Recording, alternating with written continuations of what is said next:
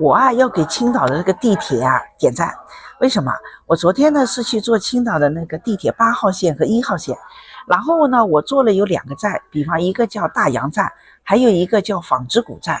它地铁进去不都有个闸机嘛？它闸机的门啊是开着的，进去的也是开着的，出来的也是开着的。这个是什么呢？这个就是相信我们呗，对吧？相信我们不会逃票。然后你看视频，人都挺老实的。我到地铁啊，或者到其他，我顶烦什么？顶烦人家这个逢包必查。那么有些人啊，好像那工作人员啊也职责所在，有时候都商量不同，逢包必查，那烦死了。我觉得人跟人相处啊，首先是基于信任，对吧？那么你现在就是逢包必查，说严重点，你不相信我。说的客气一点，你可能不放心我，是吧？你想我比方说你现在都已经很强大，我们大家既然都是朋友，是一家人，那我要是到你家，你老是不相信我，老是要给我收包，你说我怎么想？长久以往咱们能一个心吗？我同事说了，小孙，心长哪里的了？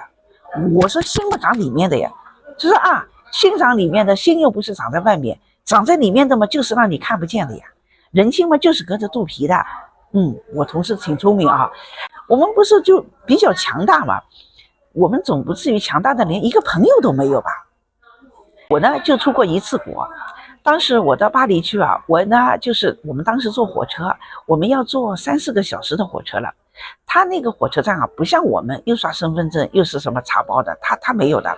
他呢你就是直接进去，火车来了嘛你就直接上去。那我们嘛也好奇嘛，我就因为长途列车员呢应该是来检票的，我们就等着了，就在那边等着。嘿，下车了，列车员都没来。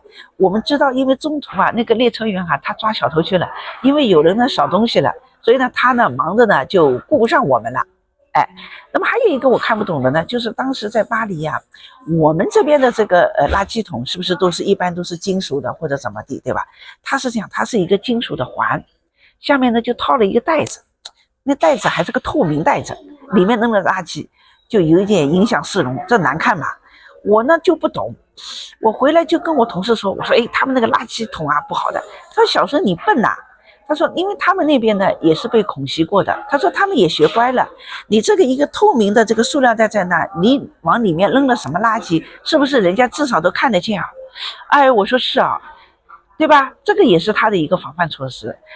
但是在这样的情况下，他们进地铁站至少是不安检的。这个我知道，查不查票这个我倒是忘了。所以我觉得就是我们现在啊也在改进。那么以前的话，比如进火车站安检，进地铁站安检，现在是不是出了火车站进地铁站，这个至少那种安检是没有了，是吧？因为我觉得我们都是好人，但是有的我有点想不通。比方说啊，你像火车上啊，一个起子稍微长了一点，是吧？还有一个螺丝刀稍微长了一点。或者说有些人家把那个什么充气钻拿回家，人家农民工回家办事情，这个都不允许，我就觉得这个就有点挺奇怪的。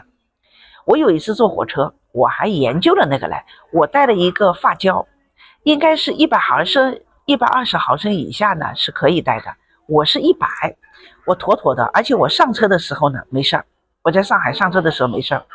那么到了火车上啊，第二天早上啊，那个好像乘务人员啊来了，他说姐姐你这个不行。我说小伙子，我这个是100是可以的，我知道的。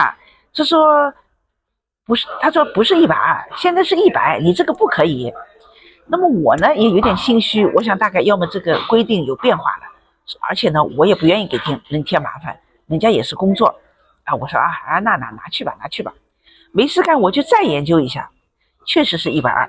那么前2天呢，电视里不是说那女的就说嘛，我又没有犯错误，你为什么要查我的驾照？因为法律上讲疑罪从无啊。我觉得至少我觉得他是有一点道理的。我知道人家查他好像也合规，我不知道错哪里的。人跟人首先应该基于信任，而不是不信任，对不对？你是不是也烦那个地铁安检啊？我们都应该向青岛地铁学习，先敞开大门，再敞开心扉。我们是一家人。